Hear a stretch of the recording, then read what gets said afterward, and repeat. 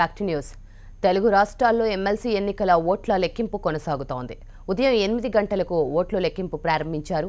ఏపీకి సంబంధించిన ఓట్ల లెక్కింపు కాకినాడ, గుంటూరులోను, తెలంగాణకు సంబంధించిన ఓట్ల లెక్కింపు కరీంనగర్, నల్లగొండలో జరుగుతోంది.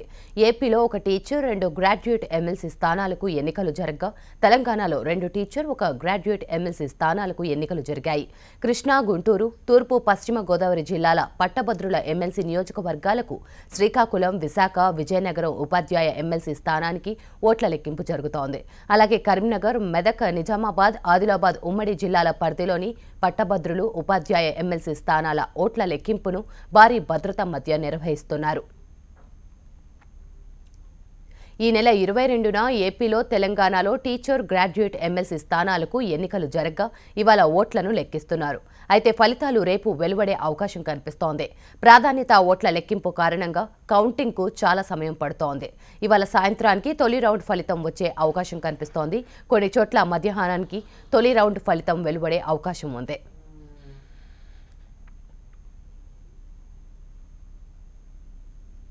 తూర్పుగోదావరి జిల్లా కాకినాడలో ఎమ్మెల్సీ ఎన్నికల ఓట్ల లెక్కింపుకు సంబంధించిన మరింత సమాచారాన్ని మా ప్రతినిధి శ్రీధర్ అందిస్తారు. ఉభయ గోదావరి జిల్లాల పట్టభద్రుల ఎమ్మెల్సీ ఎన్నికల కౌంటింగ్ కాసేపటి క్రితం ప్రారంభమైంది. కాకినాడ రంగరాయ మెడికల్ కాలేజీలో ఏర్పాటు చేసినటువంటి స్ట్రాంగ్ రూమ్ నుంచి కాసేపటి క్రితమే ఈ బ్యాలెట్ పత్రాలను, బ్యాలెట్ బాక్సులను కౌంటింగ్ కేంద్రానికి తరలించారు. ప్రస్తుతం మనతో పాటు సమాచార శాఖ డిప్యూటీ డైరెక్టర్ ఫ్రాన్సిస్ ఉన్నారు. ఆయనతో మాట్లాడే ప్రయత్నం చేద్దాం. సార్ చెప్పండి, ఈ ప్రక్రియ ఎంతసేపు కొనసాగుద్ది? అంటే మధ్యాహ్నం వరకు కూడా ఈ బండిల్స్ కట్టే పనిలో ఉంటారన్నారు, సాయంత్రానికి ప్రారంభమవుద్ది అన్నారు. అంటే మొత్తంగా ఎంతసేపు పట్టే అవకాశం ఉంది? ఎన్ని ఓట్లు లెక్కించాలి అసలు?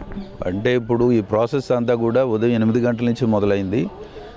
ఈ ప్రాసెస్ ఎలా ఉంటుందంటే, మొట్టమొదటిగా ఉన్నటువంటి పోలింగ్ స్టేషన్ వైజ్ అన్నిటిని కూడా బ్యాలెట్ బాక్సులన్నీ కూడా ఓపెన్ చేయడం, అందులో ఉన్నటువంటి ఆ బ్యాలెట్ పత్రాలన్నీ కూడా తీసి, ఎందుకంటే ఆల్రెడీ ఫోల్డ్ చేసి ఉంటాయి, వాటిలన్నిటిని కూడా ఒక ఓపెన్ షీట్ లాగా పెట్టడం, వాటిని మరలా బండ్లింగ్ చేయడం, ఇదంతా కూడా జరగాలి. ఎందుకంటే మనకు దగ్గర 2,90,000 మంది ఓటర్లు ఉన్నారు. వాటిలో 1,90,000 మంది ఈ ఓటింగ్ జరగడం జరిగింది కనుక అందులో 46 మంది ఈ పోటీలో ఉన్నారు. 46 మందికి సంబంధించినటువంటి ఓట్లన్నిటిని కూడా చేయాలి అంటే ఈ బండ్లింగ్ అయ్యేసరికి మధ్యాహ్నం 3-4 గంటలు అయ్యేటువంటి అవకాశం ఉంది.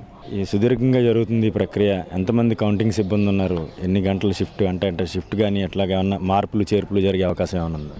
ఈ యొక్క ఎన్నికల కౌంటింగ్ కోసం ఏం చేశారు అంటే, ఇది నిరంతరం కొనసాగేటువంటి ప్రక్రియ. ఒకసారి మొదలు పెడితే ఆపేటువంటి పరిస్థితి ఉండదు కనుక ఎంప్లాయీస్ని కూడా ఆ టేబుల్ వైజ్, ఇప్పుడు 7 టేబుల్స్ పెట్టారు, 7 టేబుల్స్కి కూడా బ్యాచ్ వైజ్, అంటే ఒక్కొక్క షిఫ్ట్లో ఒక్కొక్క విధంగా పనిచేసే విధంగా ఒక 3 షిఫ్ట్లు ఏర్పాటు చేశారు. ఫస్ట్ షిఫ్ట్ అయిపోయిన తర్వాత second shift and third shift, ఆ విధంగా ఎన్నికల ప్రక్రియ పూర్తయ్యేంత వరకు కూడా ఆ బ్యాచ్గా వాళ్ళు పనిచేస్తారు. ఇది కంటిన్యూస్గా బ్రేక్ లేకుండా కూడా ఈ లెక్కింపు కొనసాగుతుంది.